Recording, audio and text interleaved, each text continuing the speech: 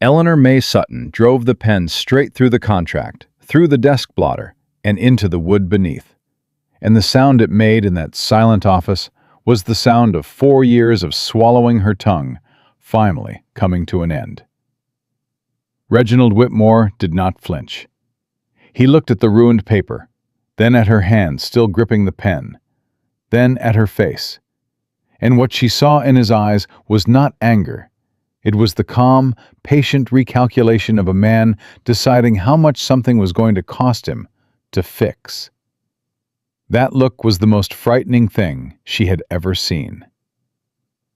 If this is your first time on this channel, welcome. Hit subscribe right now and ring that bell so you never miss a chapter. Drop a comment and tell me what city you are watching from tonight. I want to see how far this story travels. Now stay with me, because Eleanor May Sutton is just getting started. The pen was still in Eleanor's hand when Reginald Whitmore reached across the desk and pulled the ruined contract free from the wood with 2 fingers, the way a man removed a splinter. Unhurried, precise, mildly inconvenienced. He set it aside. He did not raise his voice. He did not have to. "Miss Sutton," he said. "That was unnecessary." "So was paragraph 9, Eleanor said. The office of Aldridge & Sons occupied the 2nd floor of a building on Capitol Avenue that smelled of wood smoke and other men's anxiety, and Eleanor had spent 4 years in it, watching numbers tell the truth that the men around her refused to speak.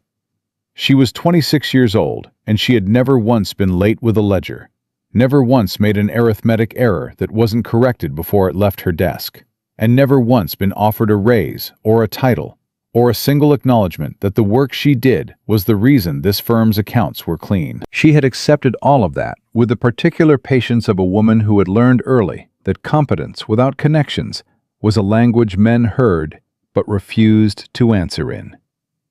She was done being patient. "The Halverson family," she said. $400 borrowed in 1881. They have paid $312 toward that debt in 37 months of consistent payments. Under your clause, Mr. Whitmore, they now owe you $1,160. Under any legitimate calculation method, they owe you $88 and will be settled by spring. She set the open ledger on the desk between them. "I would like you to explain to me which one of those numbers is real." Thomas Aldridge made a sound from his chair by the window, something between a cough and a warning. But Eleanor did not look at him. She kept her eyes on Whitmore. Whitmore was 52, broad through the shoulders, silver-haired, and possessed of a stillness that Eleanor associated with men who had learned long ago that they did not need to move quickly because everything eventually came to them. He dressed without ornament. He spoke without volume. He was the most dangerous man she had ever been in a room with. Not because he was violent. She had no evidence he was personally violent. But because he was thorough. And thorough men who had decided you were a problem did not leave loose ends. "The calculation method in the addendum," Whitmore said, "is a proprietary instrument developed by my institution's legal counsel and reviewed by—" "It doesn't exist," Eleanor said. "I checked 3 references. Your counsel invented it. I can show you the pages." She reached into the document case at her feet and produced the flagged accounting texts, 3 of them, worn at the spines, with brown paper strips marking the relevant section. She laid them next to the ledger. "There is no legitimate lending framework in which this calculation produces a legal obligation. If these documents reach a competent judge, every debt note issued under this clause reverts to standard terms. You lose the legal basis for every land seizure you have made in the past 6 years." She paused. "I counted 14 families. There may be more I haven't reached yet." The silence in that office was the kind that had weight. Aldridge stood up from his chair. "Miss Sutton, I am going to ask you very firmly to—" "Thomas," Whitmore said, and Aldridge sat back down. Whitmore looked at Eleanor for a long moment. Then he looked at the ledger. Then he looked at the accounting texts with their flagged pages. Something moved behind his eyes. Not fear, not quite, but the particular shift of a man reassessing the size of what he was dealing with. "You are a remarkable woman," he said, and he meant it as neither a compliment nor an insult. He meant it as an observation, the way a man noted an unexpected obstacle in a road he had been traveling confidently. "I'm an accountant," Eleanor said. "Remarkable is just arithmetic done carefully." "I have a proposal," Whitmore said. He picked up the ruined contract from the corner of the desk, looked at the hole the pen had made, and set it down again. "A position at the bank. Head bookkeeper. Private office. Salary double your current wage." He let that settle for a moment. "Your father's notes, $340 across 2 agreements, would be restructured under favorable terms, as a gesture of goodwill between our institutions." Eleanor felt her stomach drop exactly 1 inch. She did not let it show. He knew about her father. Of course he did.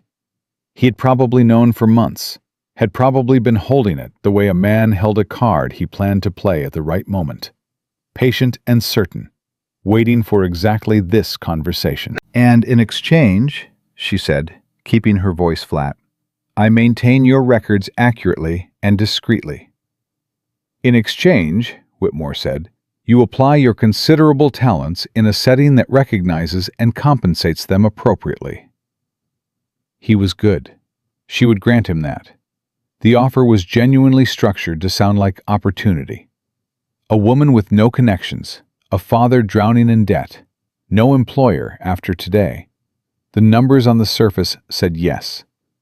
You took the office, you kept your mouth closed, you let 14 farming families lose their land because the mathematics of your own survival demanded it. Eleanor had run that calculation too. She had run it 4 times, the way she ran everything important. "I need until Friday," she said. "Of course," Whitmore said. His voice returned to pleasant, like a door easing shut. "Friday is entirely reasonable." She walked out of the building at 10:30 in the morning, with the accounting texts under one arm, her notebook pressed against her ribs inside her dress, and the specific, clarifying coldness of a woman who has just had her worst suspicion confirmed, settling over her like the first touch of a Wyoming winter. She went to her father's house first. Raymond Sutton lived in 2 rented rooms on Ferguson Street that smelled of pipe tobacco and something less definable. The particular interior climate of a man who had stopped opening windows. He was 51 years old and looked older. Not broken exactly, but soft in the way that things went soft when they stopped being used for their actual purpose. He had been a competent bookkeeper himself once, which was where Eleanor had learned the trade, sitting at his elbow at age 12, while he taught her columns and ledgers and the way a balance sheet was supposed to tell you the truth about a thing. He had been a good teacher. He had been considerably less successful at applying the lessons to his own life. He was at the table with a cup of coffee when she came in, and he looked up at her with the expression he used when he already knew something was wrong, and was calculating how much of it was his fault. "Eleanor," he said. "How much?" she said. He set down the cup. "Now, Ellie, how much did you borrow from Whitmore, and when, and what were the terms?" The silence lasted long enough that she had time to set her books on the table, pull out the chair across from him, and sit down before he answered. $340, he said. 2 notes. First one in 82, second in 83. Both from Territorial Bank? Yes. Did you read the full agreements before you signed? He looked at his coffee cup. Raymond Sutton was not a dishonest man. He was a man who had been outpaced by his own weaknesses for long enough that honesty had become the one luxury he could still consistently afford. "I read the primary terms," he said. "The interest rate, the repayment schedule, the secondary pages." He stopped. "The secondary pages," Eleanor said, "contain a clause that means you don't owe $340, Papa. Under Whitmore's calculation, you owe something closer to $900, and the legal mechanism to seize whatever you own to satisfy that debt exists and has been used on 14 other families in this county." Her father's face went through several things in quick succession. She watched them. Surprise, then something that looked almost like relief. The relief of a man who had been afraid for a long time and finally heard the thing he was afraid of spoken aloud. Because at least then, it was real, and not just a weight he carried alone. "Eleanor," he said quietly, "I'm sorry." "I know." She had said those two words to him enough times over enough years that they came out without bitterness now, worn smooth by repetition. "I need you to understand something. I have the evidence to invalidate that clause across every note Whitmore has issued. If I get it to Judge Carr before Friday, your debt reverts to standard terms. You will owe $80 or $90, and you can pay that." "Before Friday," he said. "Carr's not due until Rollins." "Then I go to Rollins." He looked up at her. "Whitmore will know what you're doing." "He already knows what I'm doing.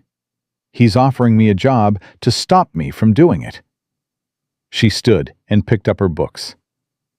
"I am not taking the job, Papa. I want you to know that before anything else happens. I am not going to buy your safety by maintaining his books and staying quiet while those 14 families lose everything." She paused at the door. "I will fix this, but I need you to trust me." Raymond Sutton was quiet for a long moment. Then he said, "I always trusted you more than I trusted myself, Ellie. That was never the problem." She went back to Nora Blackwell's boarding house and sat at her desk and spread the notebook pages across the surface and looked at the full scope of what she was carrying. 14 families, 6 years of systematic fraud, a fraudulent clause buried in contracts that most borrowers hadn't been equipped to read, and 72 hours before the most powerful man in Laramie County used her father's debt as a lever to move her back into silence. She was still sitting there when Nora knocked and entered without waiting, which was Nora's unvarying practice, regardless of circumstances. "There's a man downstairs," Nora said, setting coffee on the desk without being asked. "Courier. Had a delivery for Aldridge's office, but the building was locked. He asked if anyone knew a bookkeeper named Sutton." "What kind of delivery?" "Land titles. County Recorder's office." Nora studied Eleanor's face with the sharp attention of a woman who had been reading people across a boarding house table for 15 years.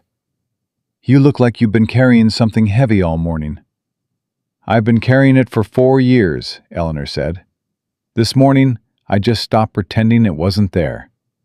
She looked up. "Send him up, Nora."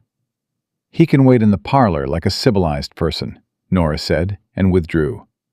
The man in Nora's front parlor was leaning against the doorframe, reading the notice board with the easy attention of someone accustomed to waiting. Tall and lean, early 30s, dark brown hair and dark eyes, skin the deep tan of a man who lived outdoors by choice rather than circumstance. Light shirt with the sleeves rolled to the elbow, dark brown vest, dark trousers, boots that had been resoled twice. A revolver at his hip and a leather document case under his arm, and a small old scar on his chin that caught the gray afternoon light when he turned. "Miss Sutton?" he said. "Eleanor Sutton. You were looking for me." "Caleb Driscoll." He did not reach for her hand, which she noted. Some men use the handshake as a measurement. This one simply said his name. "I have a packet of land title transfers for Aldridge's office. Building was locked, and you were named as the contact on the instruction sheet." She took the document case and opened it. 4 land transfers, Johnson County, signed within the past 2 weeks. She looked at the seller names. 2 of them were in her notebook. "These transfers," she said, "were they voluntary?" Driscoll went still, in the particular way of a man who had just heard a question reorganize the room he thought he was standing in. "That's not a routine question." "I'm not in a routine situation." She looked up from the documents. "How much do you know about the lending terms Whitmore's bank has been extending to farming families in this county?" He looked at her for a moment. Not suspiciously, carefully. The look of a man who had learned the difference between a simple question and a question with a floor under it. "Enough to have had a conversation with the county recorder last week that gave me some concern about whether those transfers were as clean as the paperwork suggests." Eleanor closed the case. "Come, sit down," she said. "I'm going to show you something." She spread the notebook pages on Nora's parlor table and walked him through the numbers the way she walked through any set of figures. Structure first, baseline established, then the deviation. She did not editorialize. She let the arithmetic work. Driscoll listened without interrupting, leaning over the table with his forearms on the wood, his eyes moving between columns with a focus that told her he was following the logic. "The clause," he said. "You've confirmed it doesn't exist in any standard framework?" "3 references. I have them with me." He was quiet. Then he straightened and looked at her. "How many people know you have this?" "Whitmore knows I've seen the ledgers. He doesn't know I copied the relevant figures. He thinks he has until Friday to buy my cooperation through my father's debts." "What happens Friday?" "His deadline for me to accept a position at his bank. Head bookkeeper, private office." She paused. "Permanent access to records I would be permanently prevented from using." Driscoll picked up his hat from the table and turned it in his hands. "You're not going to take it?" "I'm not going to take it." "Then you've got 3 days to get those figures to someone who can act on them." "Judge Carr, Rollins, 8 days out by main road. 4 days by the back route through Elk Mountain." He set the hat down. "I know every back trail between here and Carbon County. I move documents through this territory for people who can't use the regular mail without Whitmore knowing what's in the envelope." He looked at her directly. "I can get you to Carr." Eleanor studied him. She had developed, across 4 years of working among men who underestimated her, a reliable instinct for the difference between useful and honest. Useful men helped when it served them.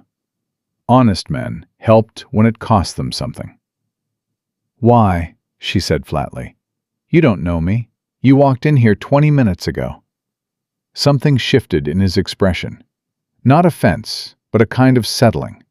The adjustment of a man deciding whether to give a real answer or a comfortable one.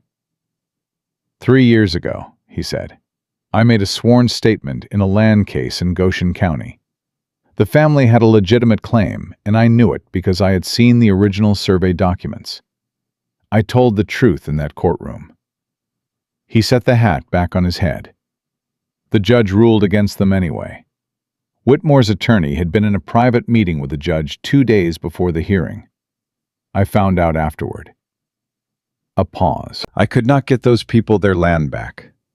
I have thought about that specific failure on a fairly regular basis ever since." Eleanor held his gaze. The story had weight. Not a performance of weight. Actual weight. The kind that came from something a person still carried. "I appreciate the honesty," she said. "But I need you to understand something before I agree to anything. I am not a woman who needs to be managed through a difficult situation. I am not going to defer to your judgment on the road because you have more experience with horses. I am not going to stay behind while you speak to officials because it might look more credible coming from a man." She picked up the notebook. "I carry the evidence. I present it. I speak for myself. If those terms are a problem, I'll find another way to Rollins." Driscoll looked at her for a moment that lasted exactly long enough to matter. Then he said, "Those terms aren't a problem." "You agreed to that quickly," she said, not entirely without suspicion. I agreed to it because it's a reasonable condition from a woman who has spent 4 years watching men take credit for her arithmetic, he said. I'm not trying to manage you, Miss Sutton. I'm trying to get you to Rollins with your notebook intact and Whitmore not knowing which direction you went until it's too late for him to do anything about it. Nora appeared in the doorway with a coffee pot and looked at the table covered in Eleanor's figures, and then at the two of them, and then back at the table. She poured without comment. "You're staying for supper," she said to Driscoll. A statement. "Much appreciated," Driscoll said. Nora turned to Eleanor. "I know a woman in Elk Mountain," she said, as though continuing a conversation she'd been having privately for some time. "Margaret Holt. She ran the post office there for 12 years before Whitmore had her replaced with his own man. She knows the layout of every claim in Carbon County, and she hates that man with a precision that I find, frankly, admirable." She set the coffee pot down. "If you're going through Elk Mountain, you stop and see Margaret." "You knew," Eleanor said, "about Whitmore. Before this." "I knew what I could see," Nora said. "Families coming into town looking smaller than they left. Good men with good land suddenly owing more than they could count. I didn't have your numbers, Eleanor, but I had eyes." She looked at the notebook. "Now somebody has the numbers. Don't waste them." She walked back to the kitchen without ceremony. Eleanor stood at the table and looked at her columns. 14 families, 6 years. The clean and brutal arithmetic of what happened when power and paperwork operated without anyone willing to read carefully. She thought of the Halverson family, names she knew only from a ledger, but owed something to anyway. She thought of her father at his table, with his cold coffee and his quiet apology. She thought of Whitmore's pleasant voice and his patient eyes, and the way he had removed the ruined contract from the desk like a man extracting something mildly inconvenient from his path. "If we leave tonight," she said, "we reach Elk Mountain in 2 days, Rollins in 4. That gives us 24 hours before Friday." "Weather's turning," Driscoll said. "Could push it to 5. "Then we leave in an hour." He looked at her across the table with those dark eyes, and something moved through his expression. Not surprise exactly, but a genuine recalibration, the look of a man revising an estimate upward. "1 hour," he said. "I'll see to the horses."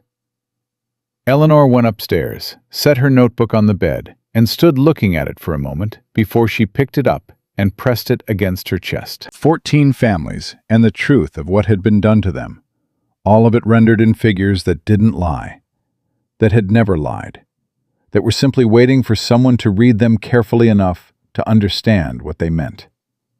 She had spent 4 years making herself smaller so that the men around her could feel appropriately sized.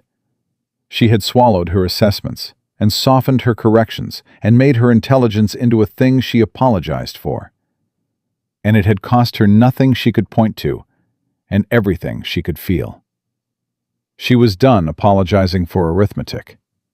She packed in 12 minutes, efficient and without sentiment, and when she came back downstairs, Nora was waiting at the door with a cloth-wrapped parcel of food and an expression that was not quite tender, but was the closest thing to it that Nora Blackwell permitted herself in public.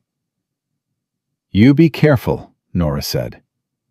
"I'll be accurate," Eleanor said. "Careful is for people who aren't sure they're right." Nora almost smiled. "Go fix it then." The Wyoming sky outside had gone the color of iron, and the wind coming down off the Laramie Range had the first real cold of the season in it, the kind of cold that meant business. Eleanor stepped out into it, with her travel bag in one hand and her notebook pressed flat against her ribs with the other. And she felt the wind push against her, like it was testing whether she would give ground. She did not give ground. Reginald Whitmore had spent 6 years building a machine of quiet, legal, impeccable fraud. And he had made one error in 6 years of otherwise careful work. He had let a woman with a memory for numbers and a habit of reading the fine print organize his private records. He was about to discover the cost of that single, patient, catastrophic mistake. And Eleanor May Sutton was going to show him every line of the math. They rode out of Cheyenne as the last light left the sky, moving north on a cattle trail that Driscoll knew by feel more than sight. The horses picking their way through the dark with the particular confidence of animals that trusted their rider's judgment. Eleanor rode a gray mare Driscoll had borrowed from a liveryman he clearly knew well, because the man had asked no questions and taken no money. Just handed over the reins with the look of someone repaying a debt he was glad to be rid of. Eleanor did not ask about that either. She was learning, in the first hour of riding beside Caleb Driscoll, that he operated in a network of small, quiet obligations. People who owed him something, and people he owed something to, and that this network was more useful than any official channel in Laramie County, precisely because Whitmore's influence ran through official channels, the way water ran through a pipe. Quietly, completely, and in only one direction. The cold came down hard after midnight. Eleanor had ridden horses before, though not recently, and not in darkness, and she held herself straight in the saddle through a combination of stubbornness and the specific physical memory of her mother teaching her to ride on a brown pony outside Laramie when Eleanor was 8 years old. Her mother had died when Eleanor was 14. She thought about her sometimes in the same way she thought about correctly balanced ledgers, with a clean, specific grief that had no excess in it. "You ride well," Driscoll said, moving up alongside her. "I was taught well," Eleanor said. "Long time ago." He did not press it. That was another thing she was learning about him. They made camp before dawn in a shallow draw out of the wind, the kind of camp that was efficient and wordless. Driscoll built a fire small enough not to throw light beyond the immediate circle. Eleanor unpacked Nora's food parcel and divided it with the same attention to accuracy she brought to everything. And they ate without ceremony in the thin orange warmth of the fire, while the wind moved through the grass above them with a sound like something being patiently erased. "Tell me about Goshen County," Eleanor said. Driscoll looked up from his coffee. "I told you already." "You told me the result. I want to know what it felt like to walk out of that courthouse." He was quiet for a moment. The fire popped and resettled. "You know that feeling when you've done a calculation and you're certain of the answer?" he said. "But when you write it down and show it to someone, they look at it and tell you you're wrong. And there's nothing wrong with the arithmetic. The problem is that they've already decided what the answer is supposed to be." "Yes," Eleanor said. "I know that feeling precisely." "It felt like that," he said, "except the calculation was a family's land, and I couldn't go back and rework it." He turned his coffee cup in his hands. "The Peterson family. Lars and his wife Agnes. 3 children. They'd been on that land 11 years. Whitmore's attorney produced a survey document at the hearing that contradicted the original. I had seen the original. I told the judge what it said. The attorney told the judge I was mistaken." He paused. "The judge chose to find me mistaken." "What happened to the Petersons?" "Moved to Colorado. Lars wrote me a letter 6 months later. Civil letter. No blame in it." He looked at the fire. That was worse than if he'd been angry. Eleanor held her coffee and looked at the darkness beyond the firelight. She was thinking about Lars Peterson writing a civil letter to a man who had tried and failed to save his family's land, and the particular quality of grace that required, and whether she would be capable of it under the same circumstances. She was not entirely sure she would. Her instinct under injustice ran more toward the pen through the contract end of the scale than toward civil letters. Whitmore was more careful after that, Driscoll said. He started using different attorneys for different counties, so no single person could see the pattern across cases. He stopped attending hearings himself. He built distance into his operation. He looked at Eleanor, which is why what you found is significant. You had access to the internal records across the whole operation at once. He miscalculated by letting Aldridge's firm handle his central filing. He miscalculated by assuming the person doing the filing wouldn't read it, Eleanor said. Same thing, Driscoll said. She almost smiled at that. Almost. They rode through the following day on trails that kept them off the main road and below ridgelines, moving through country that was opening up into the high plains, the Laramie Range falling away to the west, and the sky expanding overhead into the enormous flat blue of a Wyoming October that had not yet decided to become winter. Eleanor watched the landscape and thought about her notebook, and ran the calculations again in her head, the way she always did when she was anxious. Not because she doubted the figures, but because the repetition of correct arithmetic was calming in the way that certainty was always calming. The trouble was that the figures were not the whole problem. The figures were the easy part. Driscoll, she said, pulling up alongside him on a long, flat stretch. Caleb, he said.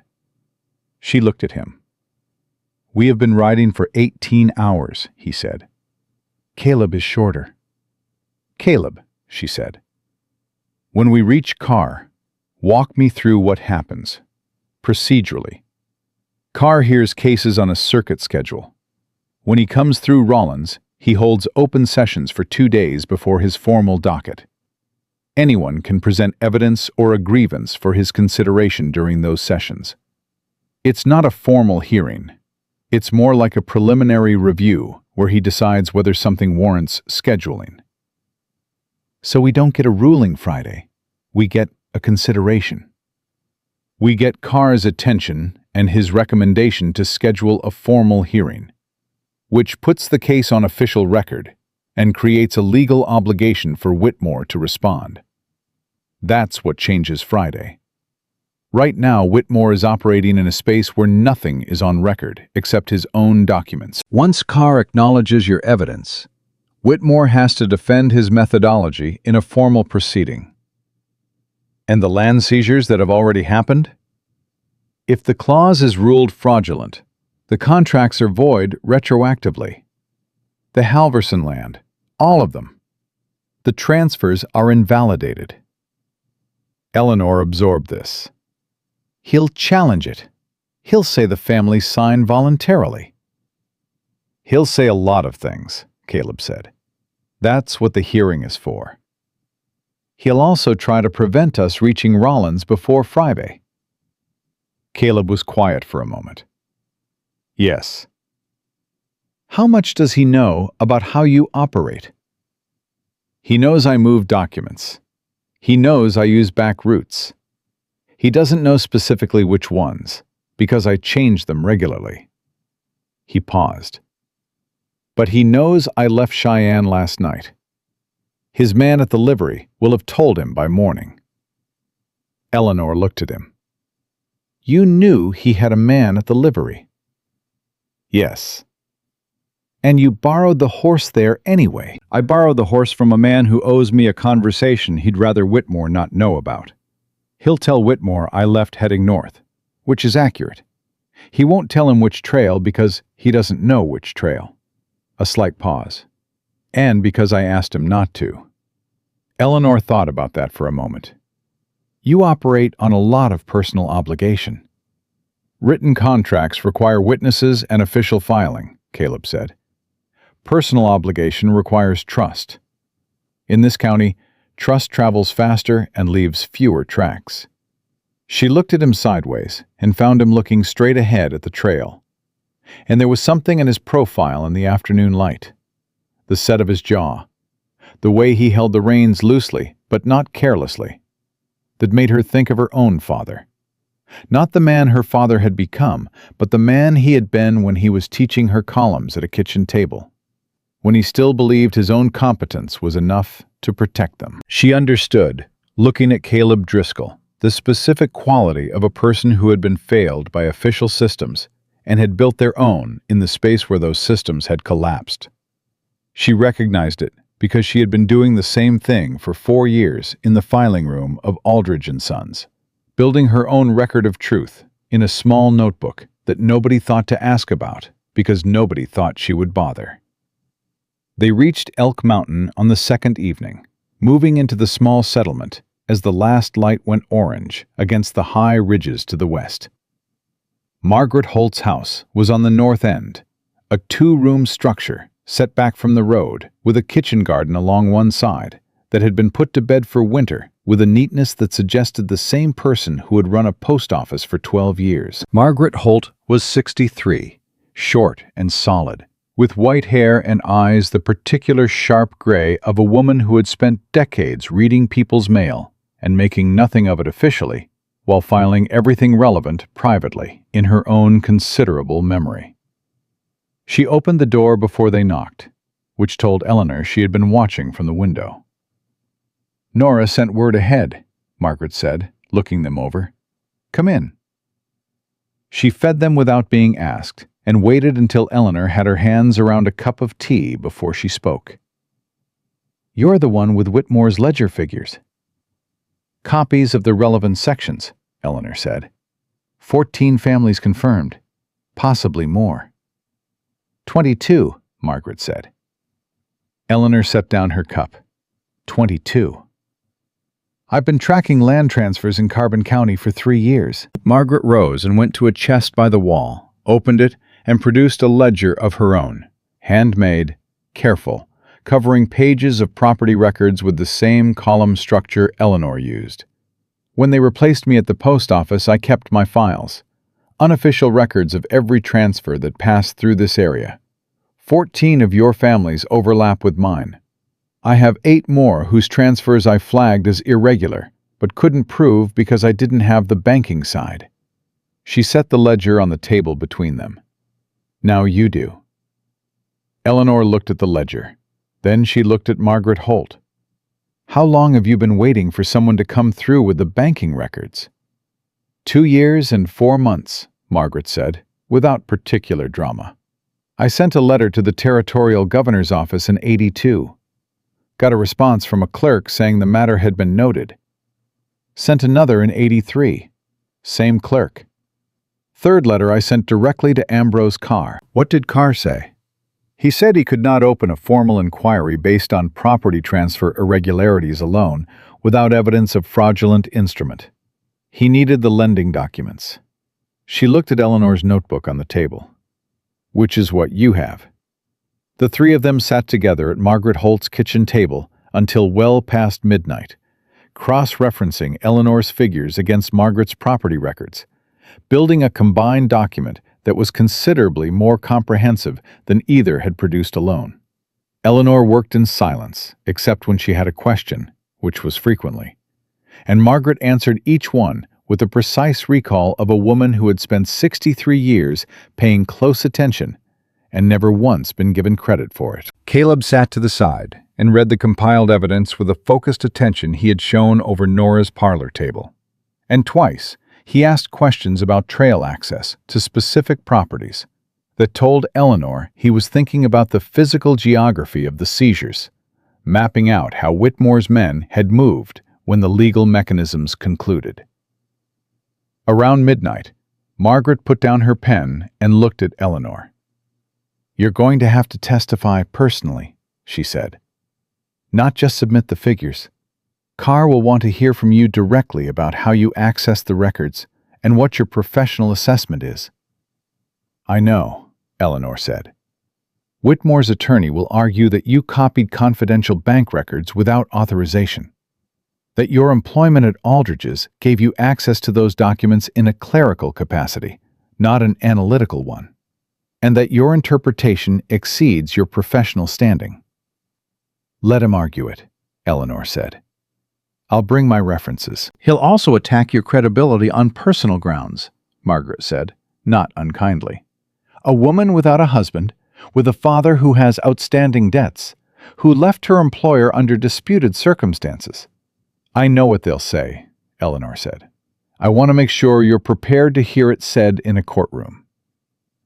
Eleanor looked at the combined ledger on the table. 22 families, 6 years. The long, quiet arithmetic of what Reginald Whitmore had built in the space between what the law said and what people could afford to prove.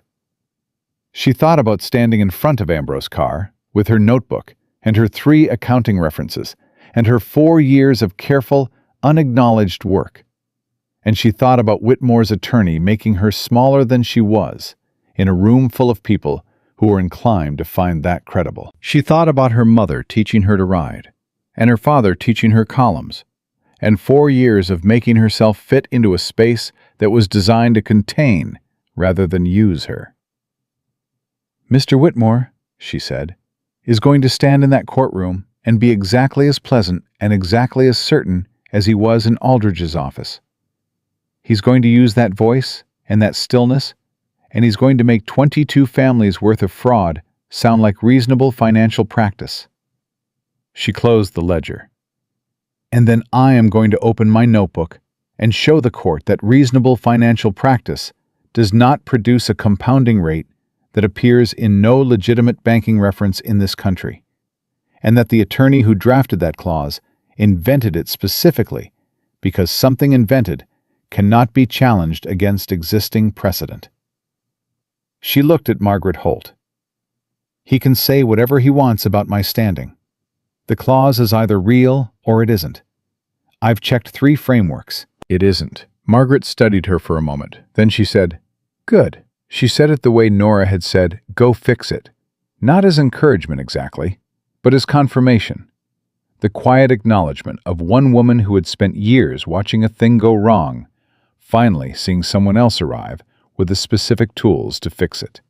They slept a few hours before dawn, Eleanor on a narrow cot in Margaret's spare room, and she lay in the dark looking at the ceiling and listening to the wind move around the house, and thought about Friday. 24 hours after they reached Rollins, if the weather held. 24 hours to get her evidence in front of Ambrose's car before Whitmore's Friday deadline expired, and he turned his attention from buying her cooperation to destroying what remained of her options. She was not afraid. She was precise about this with herself, doing the internal accounting the way she did all accounting, without sentiment, without inflation. She was not afraid. She was alert to risk and clear-eyed about the ways the situation could fail, which was not the same thing. Fear made you smaller. Clarity made you accurate. In the morning, Caleb knocked on the door at first light and said, through the wood, "Weather's holding. We can make good time today." 10 minutes, Eleanor said.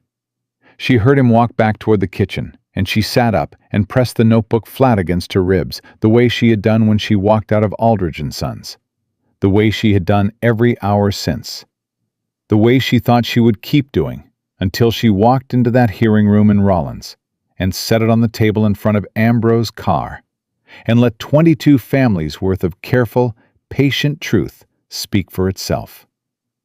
Margaret handed her coffee at the door and pressed a folded sheet into her hand alongside it. "My own statement," she said, "signed and dated. Every irregular transfer I documented in Carbon County over 3 years. It corroborates your figures from the property side." Eleanor looked at the document. Then she looked at Margaret. "You've been holding this for 2 years?" Eleanor said. "I was waiting for someone who could use it," Margaret said simply. "Use it well." The horses were ready in the yard, breath steaming in the cold morning air, and Caleb checked the saddle cinches with quick, practiced attention, while Eleanor packed the combined ledger into her document case alongside her notebook, cross-referenced and annotated, and comprehensive in a way that either document alone had not been. 22 families, 6 years, a compounding clause that did not exist in any legitimate lending framework in the country. And Reginald Whitmore, sitting in Cheyenne in his expensive wool suit, with his pleasant voice and his patient certainty, waiting for a woman he had underestimated to come to her senses by Friday. Eleanor swung up into the saddle and looked at the road north toward Rollins, and she felt the cold morning air fill her lungs and the weight of the document case against her leg and the specific, clarifying sensation of a person who has stopped waiting for permission and started moving. "Let's go," she said. They made good time through the morning, the trail north running clean and hard frozen under the horses' hooves, and for a few hours, Eleanor allowed herself the dangerous luxury of believing it would stay this simple. The evidence was solid. The route was clear. They would reach Rollins by tomorrow evening, present the combined ledger to Ambrose Carr, and let 22 families' worth of careful documentation do what careful documentation was supposed to do. She should have known better. She had spent 4 years watching careful documentation get set aside by men who had already decided what the answer was supposed to be. The trouble came at midday, on a long, flat stretch where the trail ran close to the main road before bending west again through a stand of bare cottonwoods. Caleb pulled up without warning, one hand raised, and Eleanor stopped her mare alongside him and followed his gaze to the road 50 yards east. 2 riders, moving slow, the deliberate pace of men covering ground they had been told to watch rather than cross. "You know them?" she said quietly. "The one on the gray," Caleb said. "Wade Pruitt. He works collection for Territorial Bank. Rides for Whitmore when Whitmore needs something done that doesn't go in the ledger." Eleanor looked at the riders. They had not turned toward the trail yet. "They haven't seen us." Not yet. Caleb did not move, watching with that particular stillness she had come to recognize as the way he processed a situation before he acted on it. "There'll be another pair. Pruitt never works alone on this kind of job. Whitmore sends them in pairs with a gap between, so one set can push and the other can cut off." "Cut off where?" "The Carbon County line, 18 miles north. The trail crosses the main road at a creek ford, only crossing for 6 miles either direction." He turned to look at her. "If Pruitt's pair is here, the second pair is already at that ford." Eleanor felt the calculation shift under her. She ran it quickly, not in numbers, but in geography. South was Cheyenne and Whitmore's Friday deadline, and a situation she had already decided she would not return to. North was a creek ford with 2 of Whitmore's men waiting. East was the main road. West was the Laramie Range in October, with no trail she knew, and weather that was no longer holding the way it had been an hour ago. She looked at the sky, and it had changed without her noticing. The flat blue gone gray-white along the western ridges, with a particular heavy quality that meant snow before evening. "How did he know which route?" she said. Caleb was quiet for a moment. He didn't. He covered them all. He turned his horse carefully, keeping the cottonwoods between them and Pruitt's line of sight. "Whitmore has enough men and enough money to put pairs on every back route out of Cheyenne simultaneously. He doesn't need to know which one I took. He just needs to make sure none of them reach Rollins." Eleanor absorbed this. It was, she had to admit, good operational thinking. The kind of thorough, patient, resource-intensive planning that had kept Whitmore's operation clean for 6 years. He did not make errors of ambition. He made one error, and it was the same error over and over. He consistently underestimated what women were capable of when they were paying attention. She intended to continue being that error until it cost him everything. "The ford," she said. "Is there another crossing?" 6 miles west, up into the foothills. Seasonal crossing, not on any map. I've used it twice." He looked at the sky. "It'll be rough going if the snow comes early." "How rough?" "Rough enough that Whitmore's men won't know it exists," which is the relevant consideration. She looked at him. He was watching Pruitt's riders with that careful, unhurried attention, and she noticed the way his right hand had dropped near his holster, without any obvious intention behind it, just a quiet readiness that had settled into his posture without drama. She had spent 2 days riding beside this man, and she had not once seen him move toward that gun with anything resembling eagerness. That, she thought, was a meaningful data point about a person's character. "Go west," she said. They moved back through the cottonwoods at a walk, keeping the trees between them and the road until they had enough distance. And then Caleb took them northwest on ground that had no trail at all, threading through scrub and frozen grass with the horse sense of a man who read terrain the way Eleanor read columns, not looking at individual features, but reading the pattern of them, the way the land told you where water ran and where it didn't, and what that meant for where a horse could and couldn't go. The snow started an hour later, not gentle. Wyoming October did not do gentle. It came in sideways off the ridge, with a wind that found every gap in Eleanor's coat and reminded her at considerable length that the territory did not particularly care about her deadline or her documentation, or the 22 families whose futures were pressed flat against her ribs in a notebook. She rode without complaint. This was not bravery, particularly. It was the same mechanism that had kept her at her desk in Aldridge's filing room for 4 years. The one that ran underneath the patience and the careful work. The flat, stubborn refusal to let discomfort become an argument for stopping. Her hands on the reins were cold enough to ache, and she could not feel her left foot properly. And the mare was tossing her head against the wind with an opinion about the whole situation that Eleanor could not falter for. "How much farther?" she called over the wind. 2 miles, Caleb called back. He had dropped back to ride beside her, rather than ahead when the snow started, and she understood that the change was not about navigation. "You all right?" "I'm accurate," she said. It came out with less authority than she intended, because her jaw was tight from the cold. But he seemed to hear the substance of it. "There's a line shack at the ford," he said. "We can stop long enough to warm up before we cross." "We don't have time to stop." "Eleanor." He said her name with a directness that was not unkind, but was firm enough to make her look at him. "A person who can't feel their hands cannot hold a pen. If you can't hold a pen, you can't sign your testimony for car. We stopped for 20 minutes. She looked at him through the blowing snow. He was as cold as she was. She could see it in the set of his shoulders, and the way his breath came short and white in the wind. And he was telling her to stop anyway, because the 20 minutes would cost them less than the alternative. It was good arithmetic. She hated that it was good arithmetic. 20 minutes, she said.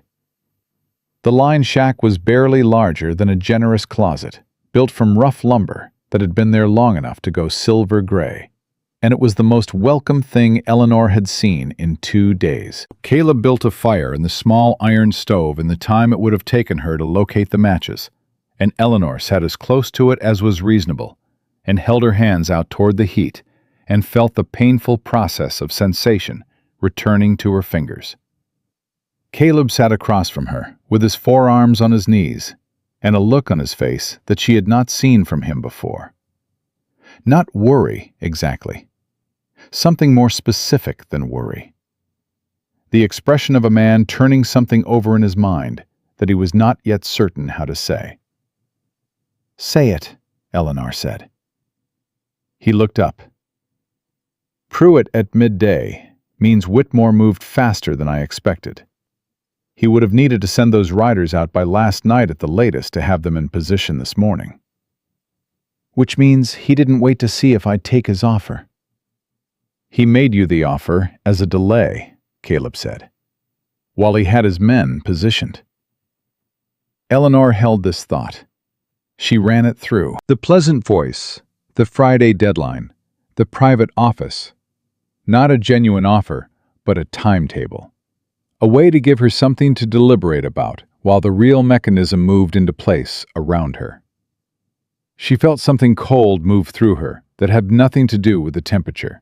The specific chill of realizing that a situation she thought she was navigating ahead of had been running a parallel course the whole time. "He was never going to wait for Friday," she said. "No. He already knows I left." "Yes, then the deadline doesn't matter anymore. She looked at her hands, feeling returning to her fingertips with the particular insistence of blood reclaiming territory. He's not trying to buy me anymore. He's trying to stop me. Yes, Caleb said. Which changes what we're walking into in Rollins. How? If Pruitt is in the field, Whitmore's attorney is already in Rollins, possibly already speaking with whoever has access to Carr's schedule. He paused. I don't believe Carr is viable, but the people around Carr, the clerks, the session coordinators, the people who decide when a case gets on the open docket. Some of those are human beings with financial considerations of their own. Eleanor looked at him steadily. You're telling me we might get to Rollins and find that Carr's session is full? Or delayed? Or that there's a procedural question about the admissibility of your documentation that requires a 30-day review? He met her gaze. Whitmore doesn't need to stop you permanently. He just needs to delay you past Friday. After Friday, your father's notes are called. You have no employment, no institutional backing.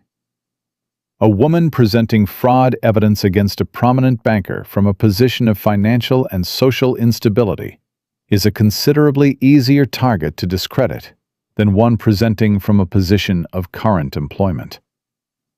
Eleanor was quiet for a moment. The fire ticked and settled in the stove, and the wind moved around the shack, looking for the weaknesses in the lumber. She was thinking about her father's quiet apology at the table, and the specific sound of it, the sound of a man who had run out of ways to protect the person he loved, and had arrived at the point where honesty was all he had left. She thought about 22 families and the civil letter Lars Peterson had written to Caleb after Goshen County. Then we don't use the official session, she said. Caleb looked at her. Carr holds open sessions for 2 days, she said. But he's a circuit judge. He travels. He has to be somewhere the night before his Rollins docket opens. She looked at Caleb. Where does he stay? A pause. The Ferris Hotel, north end of town. He's been using the same room for 11 years. Then we don't go to the session, Eleanor said. We go to the hotel. We request a private meeting. If Whitmore has blocked the official channels, he's blocked the front door. He hasn't blocked a judge's private sitting room. Carr doesn't do private meetings with litigants, Caleb said. He does if they bring him 22 families and 6 years of documented fraud and a corroborating statement from a former federal postal employee who has been tracking irregular land transfers in Carbon County for 3 years. She folded her hands together, fingers fully warm now, and looked at Caleb with the expression she had used in Aldridge's office when she laid the flagged accounting texts on the desk. The look of a woman who has done the arithmetic and is no longer interested in debating the answer.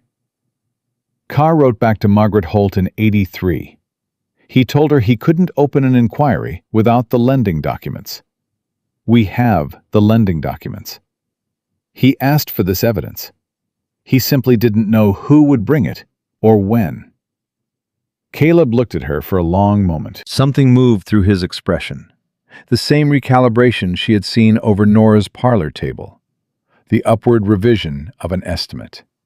But this time it was accompanied by something else, something quieter and less analytical.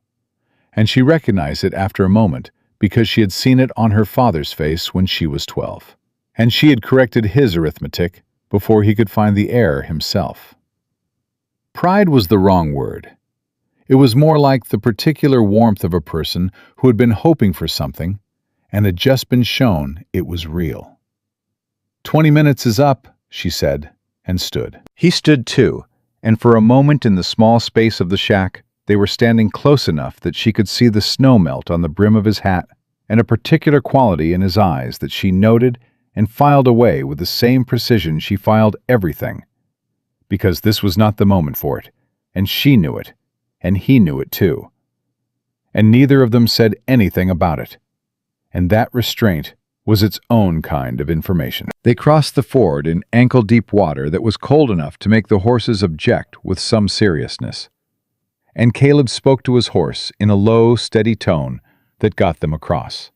And Eleanor pressed her heels to her mare's sides and thought about Rollins and Carr and the specific argument she was going to make in a hotel sitting room to a judge who had not invited her and was not expecting her, and would have approximately 40 seconds of patience for a woman he had never met before he decided whether to hear her out or send her to the official session. 40 seconds. She had made her case to Caleb in 15 minutes with raw figures and 3 references. She could make it to Carr in 40 seconds if she led with the right number. She ran the options while they rode and settled on one. Not the total debt figure, not the number of families, the number that would hit a man who had spent 30 years on circuit, watching small farming families try to survive in frontier territory, with the weight of Eastern financial interests sitting on their chests. 6 years. She would lead with 6 years.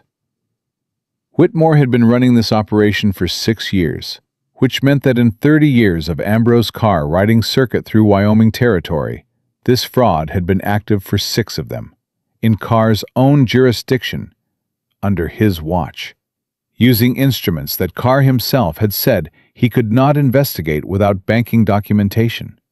She was bringing him that documentation. She was bringing him the thing he had told Margaret Holt he needed.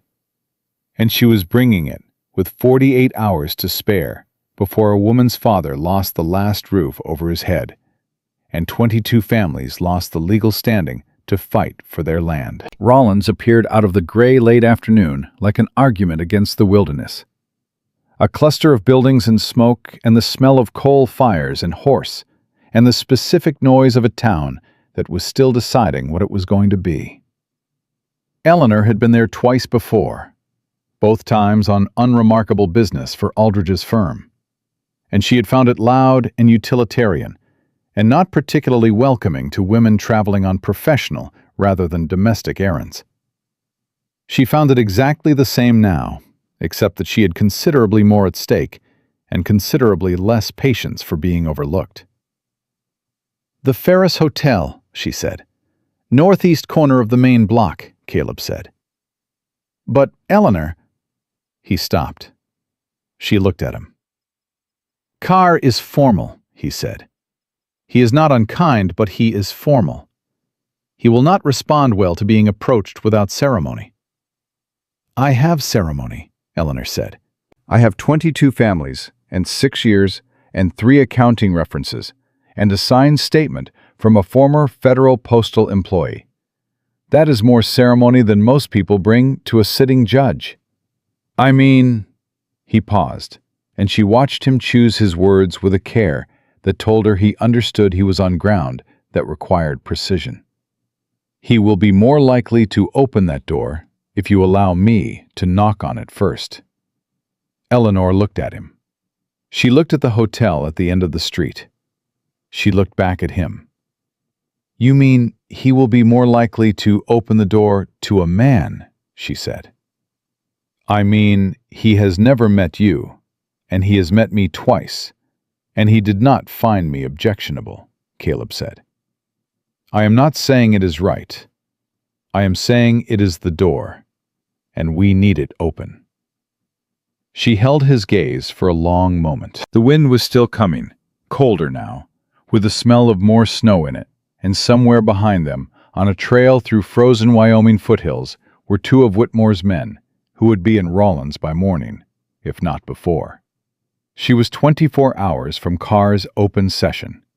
She had ridden 140 miles in 2 days through country that did not care about her deadline, and she had the evidence that 3 years of Margaret Holt's careful documentation and 4 years of her own careful work had been building toward without either of them knowing the other existed.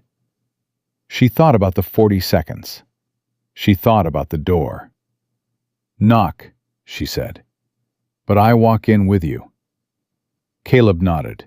No argument, no modification, Just the plain acknowledgement of a man who had said what needed to be said and was not going to push it further than it needed to go. They rode the last block to the Ferris Hotel in the failing light, and Eleanor pressed the notebook flat against her ribs one more time, and she did not let herself think about what happened if Carr sent them away, because she had not ridden 140 miles through the beginning of a Wyoming winter to spend her energy on the arithmetic of failure.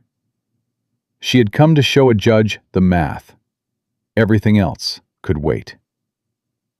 Ambrose Carr answered the door himself, which told Eleanor that he had been a circuit judge long enough to stop expecting other people to manage his evenings for him.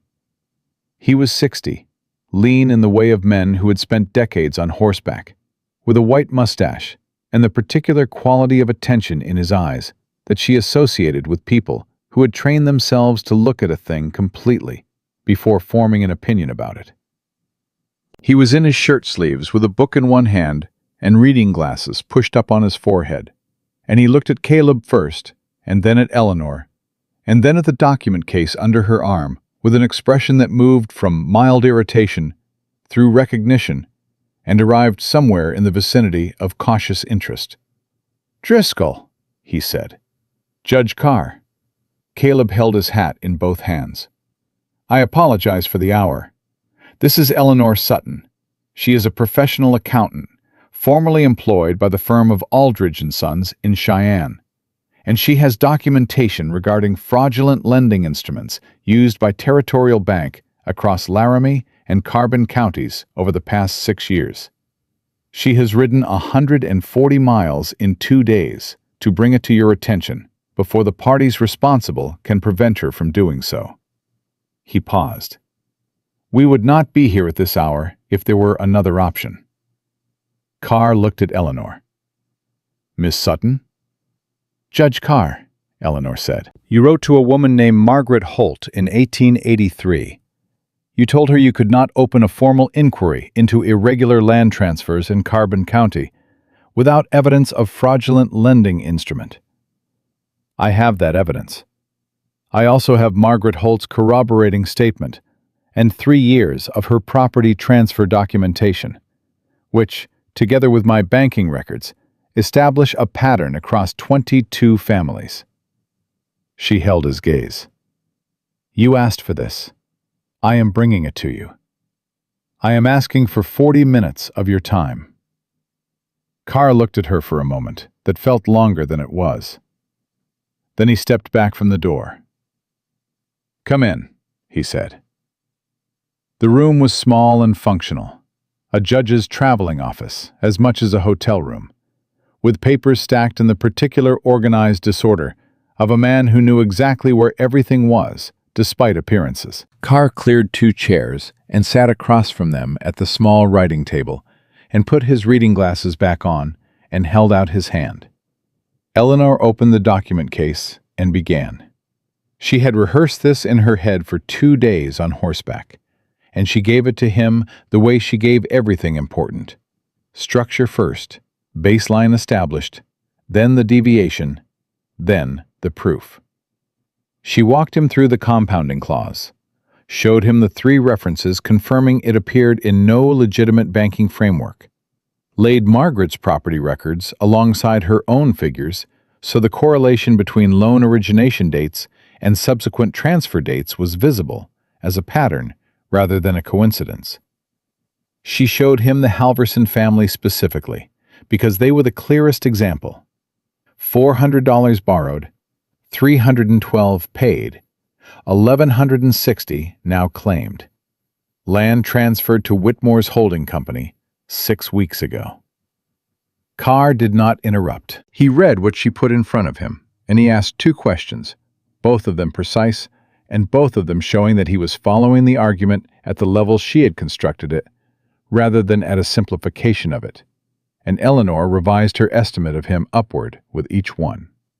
When she finished, he sat back and removed his glasses and looked at the document spread across his table, and was quiet for long enough that she heard the wind move against the hotel window and the distant sound of a horse on the street below.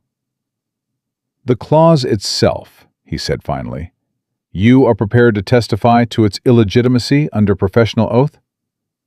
Yes. And these references? He picked up the first accounting text, looked at the flagged page, set it down.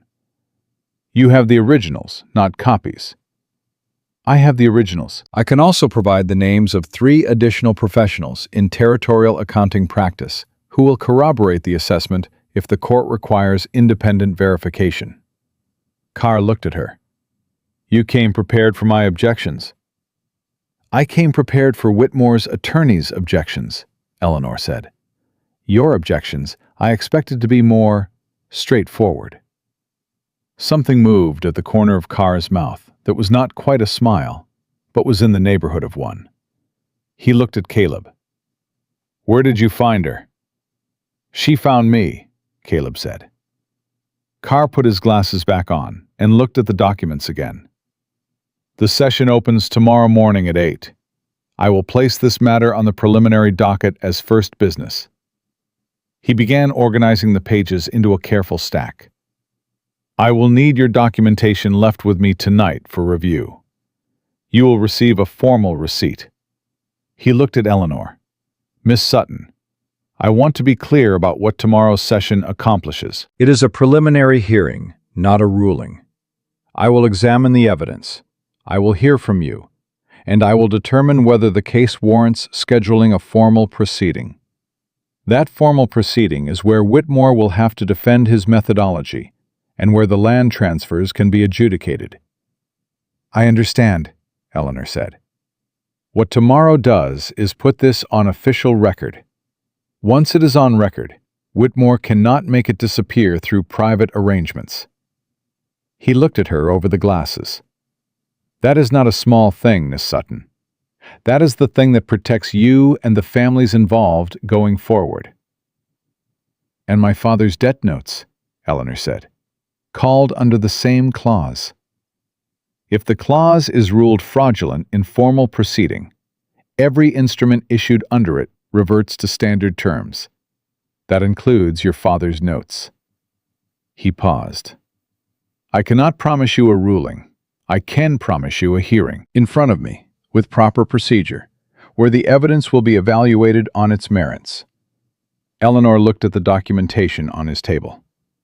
22 families and 6 years, and the long, careful work of 2 women who had been paying attention when no one thought to ask them what they saw. She felt something loosen in her chest that had been held tight since Tuesday morning in Aldridge's office. Not relief exactly, not yet, but the first small release of pressure that came from handing a weight to someone with the authority to carry it. Thank you, she said. Don't thank me yet, Carr said. Thank me when it's done.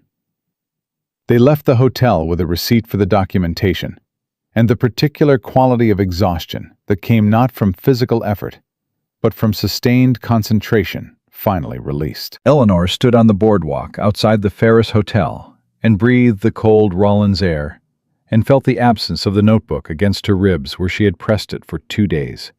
Strange and significant. Like the first morning after a long illness, when you noticed the pain was gone. You should eat something, Caleb said, and sleep. Tomorrow will require everything you have. I know. She looked at the dark street. Where are Pruitt's men? Here by morning, if not already.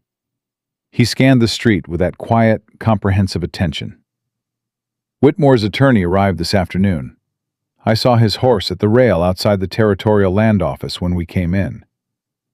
Already preparing to block the session. Preparing to challenge the admissibility of your documentation on the grounds that it was taken without authorization from private banking records. He turned to look at her. Which is the argument I told you they would make. And which I told you I was prepared for. She met his eyes. The documentation was accessible to me in my professional capacity as the firm's accountant. I did not remove original records. I copied figures from documents I was authorized to handle.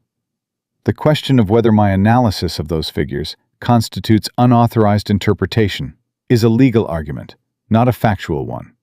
And it is an argument about the methodology of discovery, rather than the validity of the evidence itself. She paused. Carr will see that distinction. He already does. That is why he asked whether I was prepared to testify under professional oath, rather than asking how I obtained the records. Caleb looked at her for a moment. You have been running this argument in your head since Cheyenne. I have been running this argument in my head since Tuesday morning, when I watched Aldridge close that ledger, she said. I have had time to work out the weak points. They found a dining room 2 blocks from the hotel that was still serving, and Eleanor ate with the focused efficiency of someone refueling rather than dining. And Caleb ate the same way. And they did not talk much because there was a particular kind of tiredness that sat between them now that was not uncomfortable. The tiredness of 2 people who had been in the same difficult situation for long enough that they had stopped needing to explain themselves to each other and could simply exist in the same space without performance. She noticed somewhere in the middle of the meal that she trusted him. Not in the calculated way she had assessed him at Nora's parlor table, weighing useful against honest and landing provisionally on honest. Not in the intellectual way she had tracked his decisions over 2 days on the trail and found them consistently sound. She trusted him in the simpler, more inconvenient way, the way that had nothing to do with analysis and everything to do with the specific quality of a person who had been beside her when things were hard and had not once made her smaller in the process. She ate the rest of her meal without examining that thought further, because tomorrow was tomorrow, and she intended to have all of herself available for it. They took separate rooms at a boarding house Caleb knew on the west side of town, and Eleanor lay down on the narrow bed and was asleep before she had finished deciding whether she was tired enough to sleep. She woke before dawn to voices in the street below her window. Not loud, controlled, which was worse. She went to the window and looked down and saw 2 men in front of the boarding house with the posture of people who were waiting rather than passing through. And even in the thin pre-dawn dark, she recognized the shape of the one on the left as Pruitt from the previous day on the trail. She dressed quickly and knocked on Caleb's door, 2 sharp knocks, and he opened it in 30 seconds fully dressed, which told her he had not been deeply asleep either. "Pruitt," she said, "outside." He looked past her toward the window. "2 of them?" "2 that I can see. The other pair will be watching the hotel to make sure we don't reach Carr before the session." He turned back into the room and picked up his hat. "They won't move against us in the street. Too visible. Whitmore's play will be at the session itself, through the attorney." "Then we go to the session early." "The session doesn't open until 8. Then we go to the courthouse at 7, and we are inside before Whitmore's attorney has positioned himself to raise procedural objections at the door." She looked at Caleb steadily. "Carr put us on the docket as first business. If we are in the room when the session opens, the objection to admissibility has to be raised before the judge with the evidence already in front of him, not in the hallway before we get inside." Caleb considered this for exactly the length of time it took him to recognize she was right. 7 o'clock, he said. They went out the back. The courthouse in Rollins was a 2-story frame building on the main block that smelled of pine resin and the cold that had settled into its walls over many winters. The clerk on duty at 7 in the morning was a young man of no more than 20, who looked at Eleanor and Caleb with the specific uncertainty of someone who had not yet received instructions about this situation. "The open session doesn't begin until 8, he said. "We are on the preliminary docket as first business," Eleanor said. "Judge Carr will confirm that. I would like to wait inside." The clerk hesitated in the way of a young man who was trying to determine whether allowing this was within his authority or outside it. Eleanor recognized the hesitation and addressed it directly. "You may send word to Judge Carr that Eleanor Sutton is here if you wish to confirm. He is expecting us." The clerk sent word. Carr's response came back in 10 minutes, a single line in a firm hand. "Admit them." They were inside and seated at the front of the session room when Whitmore's attorney arrived at 5 minutes to 8. He was a man named Gerald Prentice, 55, well-dressed in the Cheyenne manner, with a lawyer's careful face and the specific bearing of a man who had walked into many rooms, expecting to control them. He saw Eleanor and Caleb seated at the front, and something tightened briefly in his expression before he recovered the professional neutrality. He took a seat and said nothing, which told Eleanor he was recalculating. Carr entered at 8 exactly, and the session opened with a formality that was brief and functional. Carr stated the nature of the preliminary docket and called the first matter. Prentice was on his feet before Eleanor could stand. "Your Honor," Prentice said, "I must raise a preliminary objection to the admissibility of any documentation presented by Miss Sutton in this matter, on the grounds that said documentation was removed from private banking records without authorization." "Mr. Prentice," Carr said, without particular heat, "you will have the opportunity to raise evidentiary objections during the formal proceeding, for which this session will determine scheduling. At this stage, I am reviewing a preliminary presentation, not adjudicating admissibility." He looked at Eleanor. "Miss Sutton, please proceed." Prentice sat down. Eleanor stood. She gave Carr the same presentation she had given him the previous night, abbreviated and structured for the session record. And she gave it clearly, and without haste, and with the specific steadiness of a woman who had been practicing this argument in her mind for 4 days, and was no longer the least bit uncertain of it. She cited the clause, cited the references, cited the correlation between loan origination and land transfer dates across 22 properties, and she cited Margaret Holt's statement and credentials without looking at Prentice once.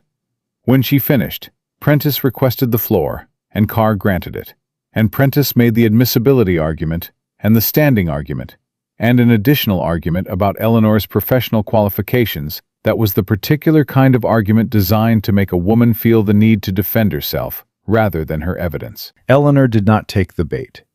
She waited until Prentice finished, and then she said, "Your Honor, the question of how the evidence was obtained is a question for the formal proceeding. The question before this session is whether the evidence, taken at face value, describes conduct that warrants formal inquiry. I would ask the court to look at the Halverson account specifically. $400 borrowed, $312 paid, $1,160 claimed. The arithmetic is in the documentation. The clause that produces that arithmetic is in the documentation. The absence of that clause from any legitimate lending framework in this country is in the documentation. The question of my standing to have noticed these figures does not change what the figures say." The session room was quiet. Carr looked at the documents for a long moment. Then he looked at Prentice. "Mr. Prentice, does your client dispute the arithmetic?" Prentice said.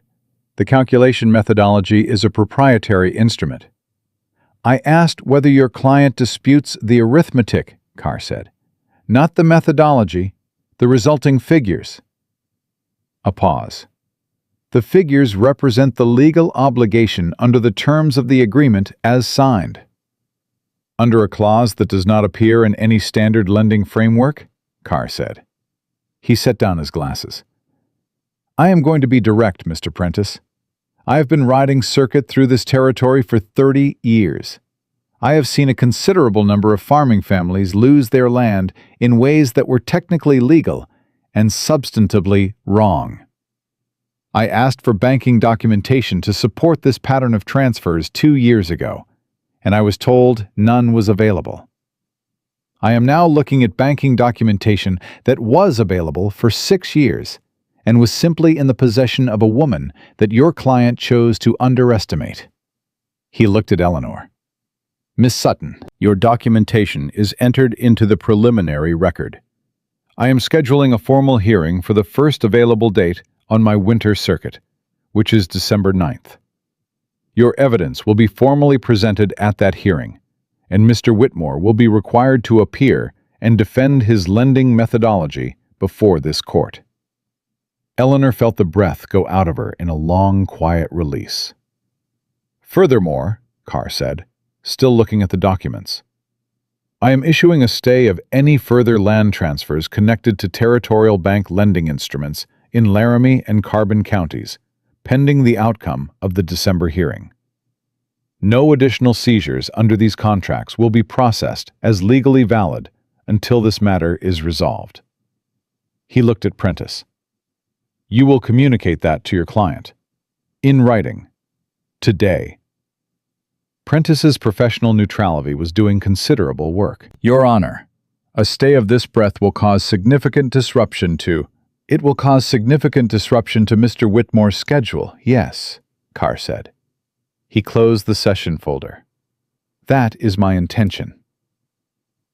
Outside the courthouse 20 minutes later, standing on the boardwalk with the cold morning air and the sound of Rollins beginning its day around them, Eleanor stood very still for a long moment and did nothing. She did not celebrate. She did not move. She simply stood and let the weight of the last 4 days settle into its proper proportion. The 140 miles and the snow and the Ford and the line shack and the 40 seconds she had been rehearsing since Elk Mountain, all of it landing now in the quiet aftermath of something that had been done correctly. Caleb stood beside her and also said nothing, which was exactly right. After a moment she said, "December 9th. 6 weeks, he said. "My father's notes will still be outstanding until the formal ruling." "Yes," he paused. "But Whitmore can't move on them until after the hearing. The stay covers all instruments under those contracts." She turned to look at him. He was watching her with that expression she had noted in the line shack and filed away for later consideration. The quiet warmth of a person who had been hoping for something and had just seen it proven real. "You should know," she said carefully, "that I intend to return to Cheyenne after December 9th and open my own firm. Independent practice. No employer to close a ledger when I flag a fraudulent clause." She held his gaze. "I am telling you this because I want to be clear about who I am and what I am building before—" She stopped. "Before what?" he said. She looked at him for a moment. The arithmetic of the situation was plain enough. Two people who had ridden 140 miles through a Wyoming October together, who had built something functional and honest in the space between Cheyenne and Rollins, who were now standing on a boardwalk on the other side of the thing they had come to do. "Before we discuss what comes next," she said. Caleb looked at her with those dark eyes that went deeper when something mattered. "All right," he said. "Tell me about the firm." And Eleanor May Sutton, who had spent 4 years making herself smaller than she was, so that the men around her could feel appropriately sized, straightened her spine and lifted her chin, and began to talk about the thing she was going to build. And Caleb Driscoll stood in the cold Rollins morning and listened to every word. She told him about the firm the way she told him everything, with structure and precision and no apology for either. She wanted an independent practice on Capitol Avenue, not in Aldridge's building, but close enough that the address would be legible to the clients she intended to reach. She wanted to specialize in contract review for small landowners and farming families, people who signed documents they could not fully read and needed someone whose loyalty was to the arithmetic rather than to the institution producing the paperwork. She wanted to charge what the work was worth and turn away clients whose interests ran counter to the people she had decided to protect. And she wanted her name on the door in letters large enough to read from the street. Caleb listened to all of it without interrupting, and when she finished, he said, "You'll need a notary license." "I'm already qualified. I sat the examination in '82. Aldridge never filed the paperwork because he said a woman notary would confuse the clients." "Of course he did," Caleb said, without particular surprise. "I filed it myself last year through the territorial office," Eleanor said, "under my own name, It's been valid for 14 months. He looked at her with that expression again, the one that had been accumulating across 4 days of trail and testimony and cold Wyoming mornings. And she looked back at him and let it be what it was, without reclassifying it as something more manageable. "The firm sounds right," he said. "It sounds exactly like you." She did not know what to do with that sentence, precisely. So she did what she always did with things she could not immediately categorize. She filed it and moved on. "We need to be back in Cheyenne before Whitmore decides the stay is an inconvenience he can manage around." "The stay has teeth," Caleb said. "He moves against your father before December 9th. He's in contempt of a circuit judge's order. Whitmore is many things. He is not stupid enough to be in contempt of Ambrose Carr." "No," Eleanor agreed. "He'll wait for December 9th and bring everything he has to that hearing. Then we have 6 weeks to make sure everything we bring is stronger." She looked at him. "We," she said. "You have the banking evidence," he said steadily. "I have 3 years of movement records through this territory. Every delivery I made to or from properties now under Whitmore's holding company. Dates and contents logged, because I keep records the way you keep records. Some of those deliveries were legal notices to families on the eve of their transfer hearings, delivered on timelines that suggest the notices were deliberately delayed." He paused. "That's procedural misconduct on top of the fraudulent instrument. Different argument, same pattern." Eleanor was quiet for a moment. "You've been building a case." "I've been keeping records," he said. "I didn't know what they were building toward until I sat down at Nora Blackwell's parlor table and saw your notebook." She thought about that. The two of them moving through the same territory for 3 years, accumulating evidence in parallel without knowledge of each other. A courier and an accountant, each holding a piece of a picture that only made complete sense together.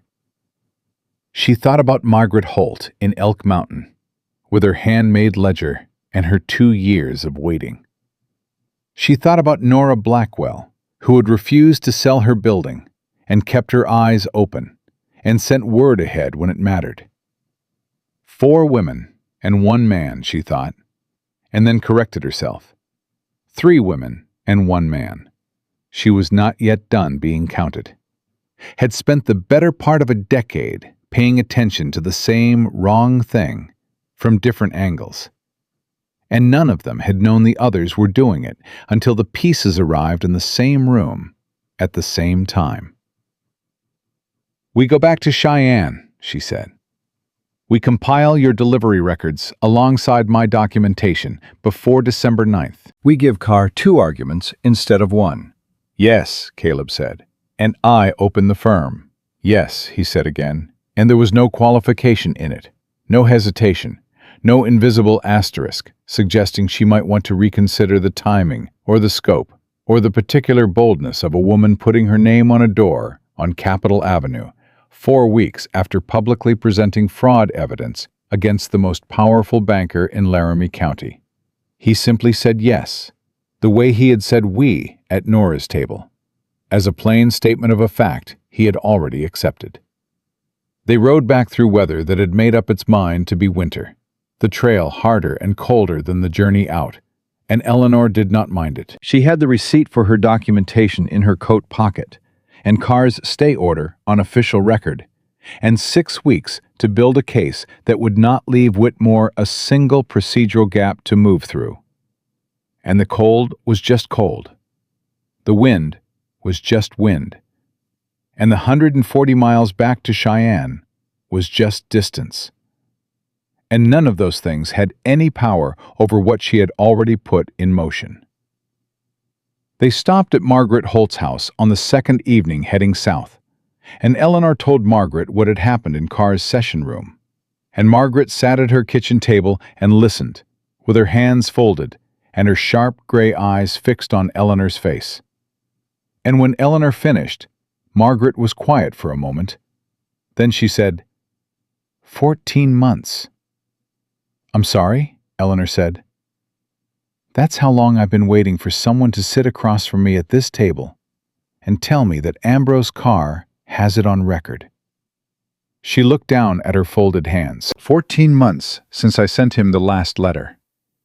Eleanor looked at this woman who had run a federal post office for 12 years and kept her own ledger for 3 more and written 3 letters to a circuit judge and waited, with a patience Eleanor was not sure she herself possessed, for the mechanism of justice to find its way to something she had known was wrong since before she had the language to prove it.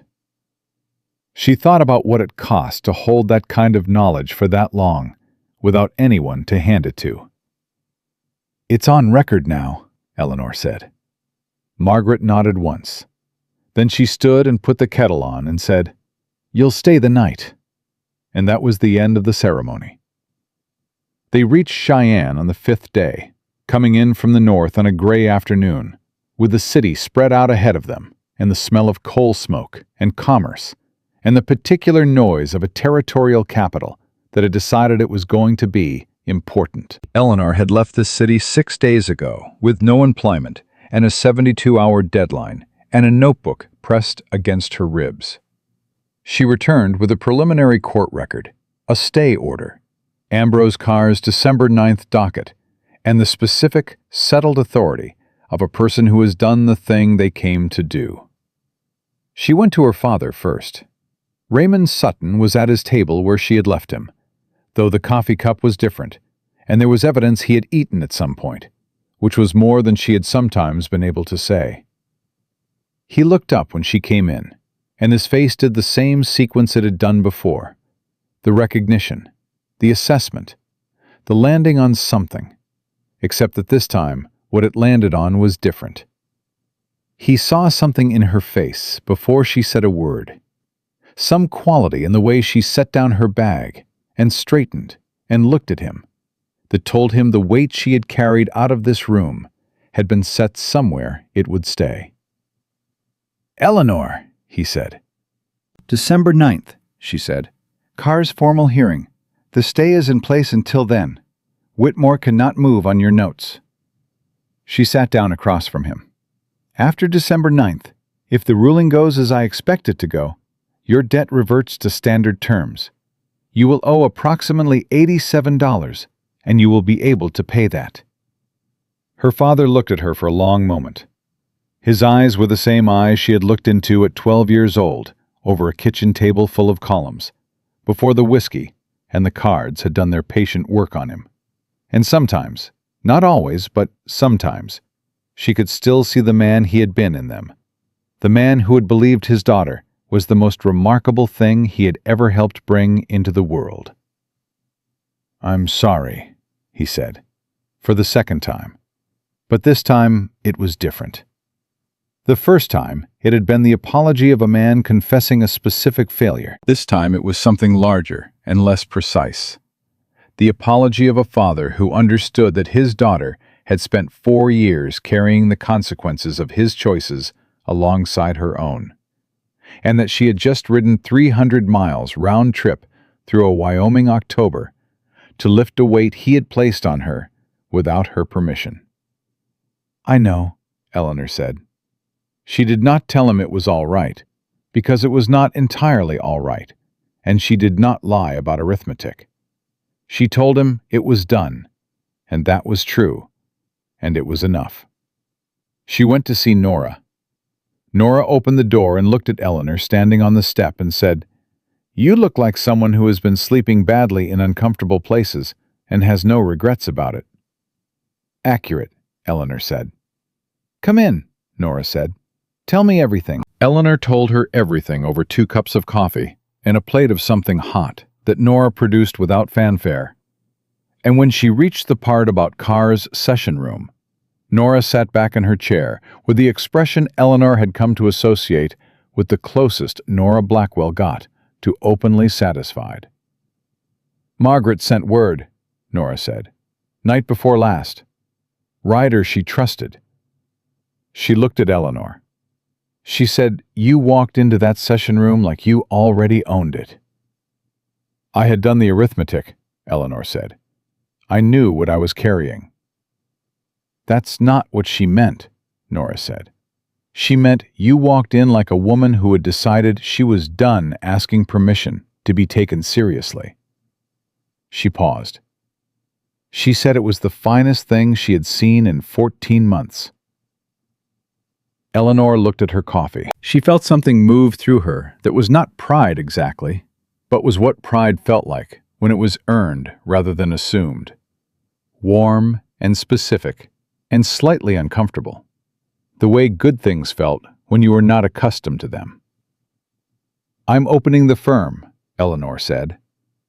"I know," Nora said. "I have been waiting for you to say that for 2 years." The following weeks were the most productive of Eleanor's professional life. She found a space 2 buildings down from Aldridge & Sons on Capitol Avenue. 2 rooms on the ground floor, which Caleb helped her negotiate to a monthly rate that was reasonable, partly because the building's owner owed Caleb a favor, and partly because Eleanor presented the lease terms with the focused attention of a woman who had spent 4 years reviewing contracts for hidden compounding clauses and was impossible to mislead on paper. She filed the notary license herself, walked it through the territorial office in person, and had the confirmation in hand inside a week. She had the sign painted by a man on Carey Street who did lettering for storefronts, and she stood outside the building the morning it went up and looked at it for a long moment. Eleanor M. Sutton, certified accountant and notary public. Contract review and financial documentation. Independent practice. Caleb stood beside her. "Large enough to read from the street," he said. "That was the specification," she said. He looked at her profile as she looked at the sign, and she was aware of it, and she let it be. And after a moment, she turned and found him watching her with that expression she had finally stopped filing away for later consideration, and had simply let exist in its proper place, which was considerable and uncomplicated and mutual in a way that neither of them had yet said aloud. "I want to say something," he said. "Say it," she said. "I have been moving documents through this territory for 3 years," he said. "And in 3 years, I have met a great many people who knew something was wrong and said nothing, and a smaller number who said something and were not heard, and a very small number who said something and did not stop until it was on record in front of someone who could act on it." He paused. "I did not think I have ever met anyone who rode 140 miles in 2 days through the beginning of a Wyoming winter to deliver arithmetic to a circuit judge, and I find myself—" He stopped. "You find yourself," she said, "considerably invested in what comes next for you," he said. Eleanor looked at him. She thought about the line shack and the fire in the small iron stove, and the moment in the cramped space of it when they had been standing close enough that she could see the snow on his hat brim. She thought about the parlor table and the session room, and every mile of trail between Cheyenne and Rollins, where he had ridden beside her and not once made her smaller. "The firm needs someone who knows the physical geography of this county's land claims," she said. "Someone who can identify when a title transfer is irregular from the movement patterns around it. Someone with 3 years of delivery records that establish a pattern of procedural misconduct." She held his gaze. "I am not in a position to pay a salary commensurate with that expertise immediately." "I'm not looking for a salary," he said. "Partnership, then," she said. "Equal standing. Your records and mine. Your knowledge of the territory and my knowledge of the instruments. Shared practice. Shared liability." He was quiet for a moment, not hesitating, absorbing the way he absorbed everything, completely, without rushing the conclusion. "There's something else I want to say," he said. "Then say it." "I am not offering to be your partner because I think you need one," he said. "You have made it very clear over the past 6 days that you are entirely capable of doing this without me, and I believe you. I am offering because I want to do this work, and I want to do it with you. And those are two separate things that happen to coincide." He paused.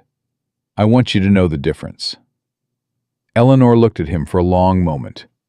She thought about Caleb Driscoll standing in Nora's front parlor, reading a notice board, and the way he had said his own name when she asked it, plain and without decoration. She thought about every mile of trail and every word said over fire in the dark, and the specific quality of a person who had been beside her when it was hard, and had never once asked her to be less in order to make the hard parts easier for him. "I know the difference," she said. December 9th came with clear skies and hard cold. The kind of Wyoming winter morning that had no sympathy for anything that was not built to withstand it. Eleanor and Caleb rode into Rollins 2 days early, and spent those days in Carr's preliminary session compiling the combined documentation. Eleanor's banking records and Margaret's property transfers and Caleb's delivery logs into a formal evidentiary record that ran to 67 pages and was, Eleanor thought, looking at it the night before the hearing, the cleanest piece of work she had ever produced. Reginald Whitmore arrived on the morning of December 9th with Gerald Prentice and 2 associate attorneys, and the bearing of a man who had decided he was not going to be convicted of something he had spent 6 years successfully disguising as standard practice. He was as Eleanor remembered him: broad, still, expensive, pleasant. He looked at her across the hearing room with the expression she had last seen in Aldridge's office, the calm recalculation of a man assessing the size of an obstacle. She looked back at him and did not look away. The hearing ran 2 days. Eleanor testified for 4 hours on the first day, walking Carr and the court record through the compounding clause with the same clarity she had used in the hotel room 6 weeks earlier. And when Prentice cross-examined her, she answered every question with the particular steadiness of a person who has spent 4 years knowing they were right and 6 weeks preparing to prove it in public. Prentice challenged her methodology, and she cited her references. He challenged her standing, and she presented her notary certification. He challenged the scope of her access to the banking records, and she explained, with patience and without heat, that organizational access and analytical capacity were different things, and that the figures she had copied were figures she had been authorized to handle, and that the meaning of those figures had not changed based on who noticed it. Margaret Holt testified on the second day, and if Eleanor's testimony was the kind that operated through precision, Margaret's operated through accumulated weight. 12 years of postal records and 3 years of property documentation, and the specific authority of a woman who had watched a community be systematically undermined and had written it down, every instance, every date, every name, because someone had to, and she had decided that someone was her. Caleb presented his delivery records last, and they were what Eleanor had known they would be: methodical, specific, and damning. 6 instances of legal notices delivered to families within 48 hours of scheduled transfer hearings, on timelines that made meaningful legal response impossible. Not illegal in isolation. In the context of the fraudulent instrument, part of the same machine. Carr ruled on the second afternoon. He ruled the compounding clause fraudulent in its entirety. He ruled every debt instrument issued under that clause retroactively void and reverted to standard terms. He ruled the land transfers executed as a result of those instruments legally invalid and ordered them reversed. He referred the matter of the deliberately delayed legal notices to the Territorial Attorney General's office for separate criminal inquiry. He looked at Whitmore when he read the ruling, and his voice, when he spoke directly to the man, was the voice Eleanor would remember most clearly from that room.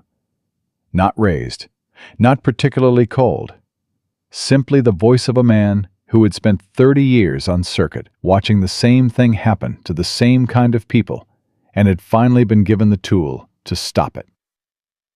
"Mr. Whitmore," Carr said, "you have operated in this territory for 11 years on the assumption that legal complexity was the same thing as legal legitimacy. It is not. The law exists to protect people, including people who do not have the resources to protect themselves through it. What you built was a mechanism that used the law's complexity against the very people it was meant to serve. This court will not permit that." He set down his pen. "This ruling is entered into the territorial record effective today." The gavel came down, and Eleanor felt it in her chest, not as a shock, but as a completion, the final figure in a long column that had been waiting 4 years to be totaled. Outside the courthouse in the December cold, with the ruling on official record and 22 families' land transfers reversed and the referral to the Attorney General already in motion, Eleanor stood on the boardwalk and looked at the clear Wyoming sky and breathed. Caleb stood beside her. "Your father's notes," he said. "Reverted to standard terms this morning," she said. $87. He can pay that." She paused. "He will pay that." "And the firm," he said. "Waiting for us in Cheyenne," she said. "With a sign on the door and a notary license on the wall and 67 pages of documentation that just proved what 4 years of careful work was for." She looked at him. "And a partner who keeps records the way I keep records." "Equal standing," he said. "Equal standing," she confirmed. He looked at her for a moment with those dark eyes, and she looked back at him with the same directness she brought to everything that mattered. And what passed between them in that moment on the Rollins boardwalk in December of 1884 was not a declaration exactly, but it was honest, which Eleanor had always believed was worth more than declarations. "Come on," she said. "We have work to do." They walked together down the boardwalk toward the horses, and the cold morning air was bright and clean, and the road back to Cheyenne was 3 days long and entirely theirs. And Eleanor May Sutton had her name on a door and her figures on a court record, and the specific, hard-won, undecorated freedom of a woman who had decided exactly who she was and had done the arithmetic to prove it. She had stopped asking permission on a Tuesday morning in October when she drove a pen through a contract and into the wood beneath it. She did not intend to start again.